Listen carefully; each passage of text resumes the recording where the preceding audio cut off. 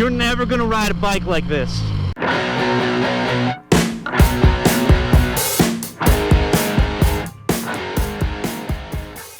Dylan from Throttle Company here. We got a special one today. Hopefully you can see me in the reflection of this tank, but it's a Triumph. Specifically, 1968 Triumph Bonneville. If you know anything about these bikes, the way that you could denote a Bonneville is a 650 twin, and that means it has 2 carburetors. So Bonneville was the top of the line model, really, and that was they were named for the Bonneville salt flats. But anyway, 68. This bike is here on consignment. It's a friend of ours, and we are helping him sell it. So it is for sale. I'm going to take it around the loop, show you how well it runs. Guy is a machinist, and you could see a bunch of details around here that he did himself, or took the time to source the parts. He's really put together a amazing cafe racer out of a 68. Started out as a 68 Bonneville, and 68 really is right in the middle of the best years for Triumphs. Basically 67 to 70 are the most sought after years. There's some anomalies, sort of the first year of the Bonneville, which is 59, really sought after, kind of a holy grail bike. But 68 is right in that pinnacle time period. That's what you want. If you're gonna get in this, or you start collecting, or you just fall in love with the look of this motorcycle, just know that 68, you're getting right in the sweet spot of the good years. Anyway, he's got kind of a racing exhaust period correct. It's a reverse pattern shifter because he's flipped it. So up is first and then down, 4-speed. This, you actually have to move this out of the way to kick it, which we'll do here in a minute. Kick only, but he's added turn signals. There wouldn't have been turn signals on this bike. Not until 71 did they add turn signals. So he's added turn signals, and that's this down here. Clip-on bars, true cafe racer fashion, beautiful gauges. This aluminum tank has been added. This is a custom aluminum tank and cowl, and the seat is actually really comfortable. The riding position is pretty comfortable. I mean, it's definitely racery, and you're leaning over, and it's got clip-on bars, but if you notice, they're up above the actual top triple tree, so it could be worse. It could be leaning over more than that. But beautiful little details. Hopefully you notice some of those touches as I'm going around here. I'm spending a little bit more time just looking at the bike before we get on it, because of all the details you need to take in. This cool little tucked in tail light. Something he showed me that he was really proud of was the turn signal. I can see it from behind you. Turn signals are kind of a safety thing. It's funny because you just think, well, who cares where I'm turning, whatever, I can use my hands. It's a lot going on. Both your hands, both your feet on a motorcycle. It's hard to signal, and people are paying attention less and less. I definitely feel it when I'm out there on a bike with no turn signals. I feel more exposed. So anyway, we've got the fuel on. This is how you start pretty much any British bike. This is no exception. We're going to hold this down. That's called tickling the carbs until we got a little bit of dribble there of fuel. I'm going to do that on this side. Same thing, a little bit of fuel dribbles out. I'm going to move this out of the way, or else I'll kick right into it, and that would be bad news. I'm going to turn on the key, which has been relocated to down there. And he told me I did do this because he's going to watch the video, but I bumped up the idle just a little bit. He's got a little screw on that side just for that. I'm going to give a little bit of throttle and kick it right through here.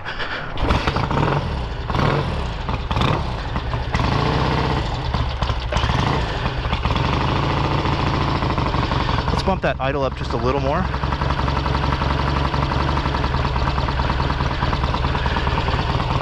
I kick this back down because I'm going to need that when I'm standing. We're definitely not in gear. That's just a fluid drag from the primary there. It's loud. It's got some race mufflers. It's really a cafe racer. I mean, this is your quintessential kind of period cafe racer. Some minor modern stuff, but nothing that detracts from the style. So I'm gonna nudge it forward off the center stand. Make sure that goes up out of the way. Yeah, that seat is very supportive.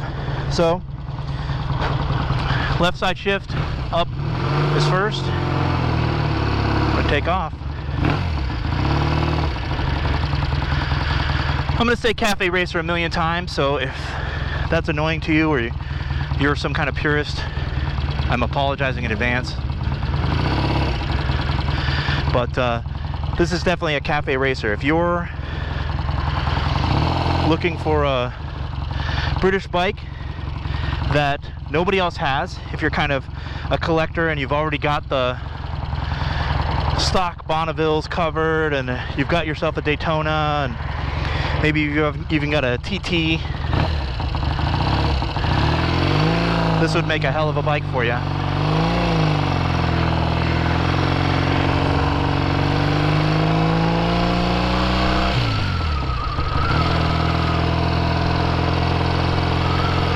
And you show up at a bike night,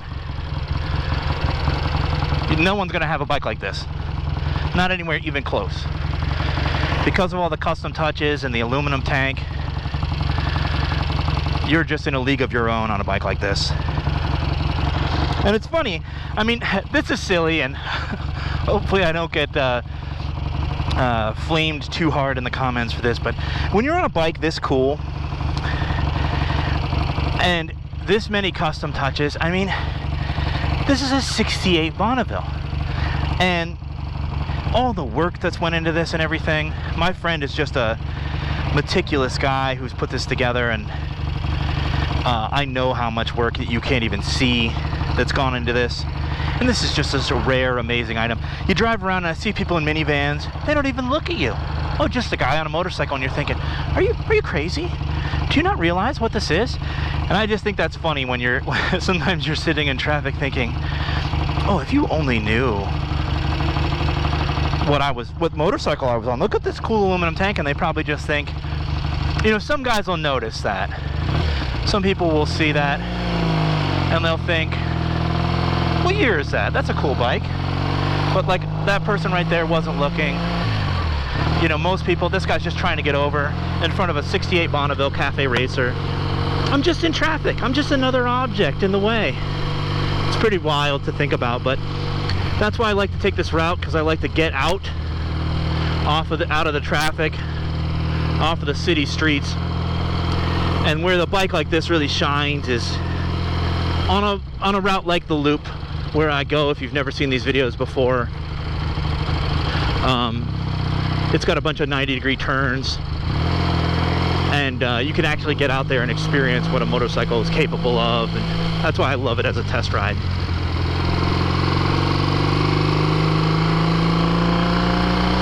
But the first thing I'm sure you'll notice, I'm sure it'll come across in the video, at least at some degree, but the sound. British sound, it's got that British twin sound. That exhaust gives it kind of a nice, like a weird metallic noise to it. Like, I don't know how to explain it, but bang, bang, bang, bang, bang, bang, bang. You hear kind of a metal sound. I'm sure that muffler's got a like kind of a resonant chamber to it. I'm gonna bump this idle down on this side. I can kind of hear it now. That's nice. You know, a lot of people take off the choke, and he does that. I know he does that on his bikes. And so it's nice to have that little idle screw that you can reach down and bump up. Most people take off the choke because it's just another thing to go wrong. I actually really appreciate it on these bikes. It doesn't make a huge difference, but on a cold day or a bike that is physically cold, I appreciate having the choke. But to each his own. It'd be an easy thing to add back on or whatever. It doesn't really matter. Some people really hate having the choke on there, some of these kind of classic little British guys, but this thing rolls great. It's got I think it's a Dunlop K70s. I think it's Dunlop K70s on it. They're good tires. They're perfect for this kind of bike. It's, you know, sort of period correct. It's what I put on every British bike. We're in fourth gear there. You can kind of hear what that sounds like. Cruising along at 50 miles an hour. We're gonna use my turn signal. Oh, that was a horn. Sorry to honk at that guy. I'm gonna use my turn signal. The guy behind me is kind of on me. I get mirrors I can actually use that fit the cafe theme, so that's pretty nice. So we're upshifting with the right. I'm gonna go all the way down to first because these cars. Hopefully I am in first. There I am. Now we get out of the way. Turn off my turn signals.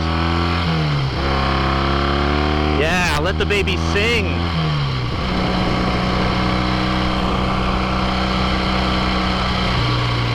What an awesome motorcycle. I mean, the point of these videos is not always to sell these bikes. I mean, this bike is for sale. I said that at the beginning.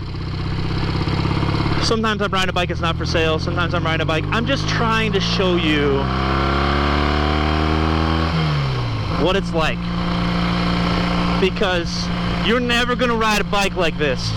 If you've got a bunch of money and you're sitting in your pocket burning a hole, then maybe.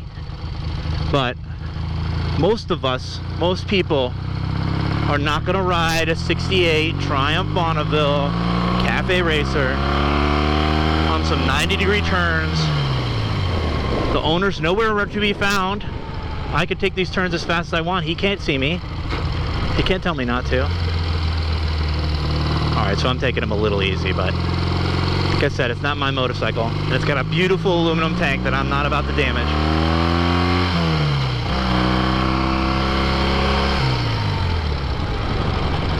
Brakes are good. Brakes are good. But how about this sound coming up the Symphony?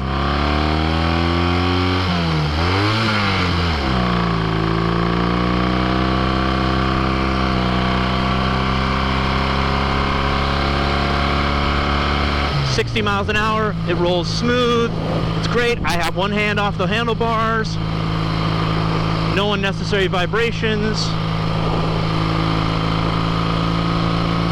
It honestly feels like a much newer bike, and that's because it's basically been completely rebuilt, but it rolls smooth and straight.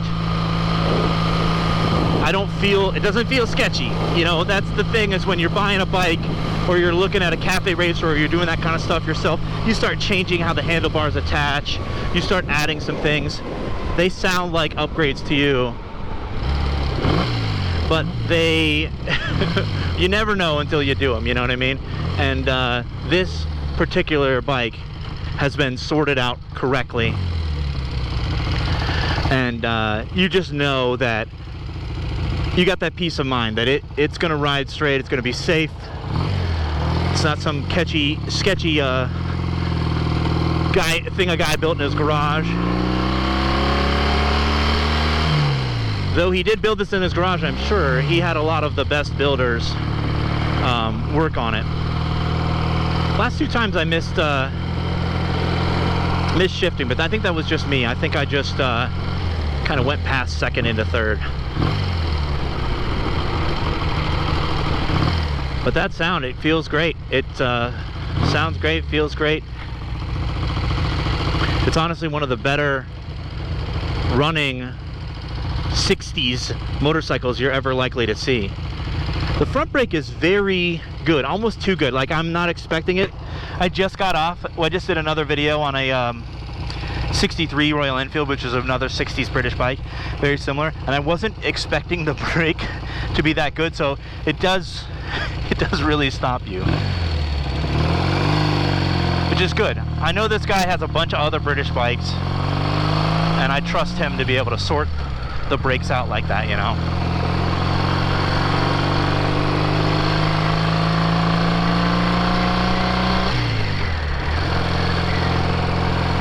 Honestly, the transmission feels great too. It's very precise. I can feel like a very positive click. That's nice. Sometimes these British bikes, especially different because I'm going the opposite direction, but sometimes I just feel like I'm pulling up into who knows where, and it's not a great feeling. This one feels good. These mirrors are a little loose. You can see this one vibrating, but who needs mirrors, right? This one I think is can get in the zone.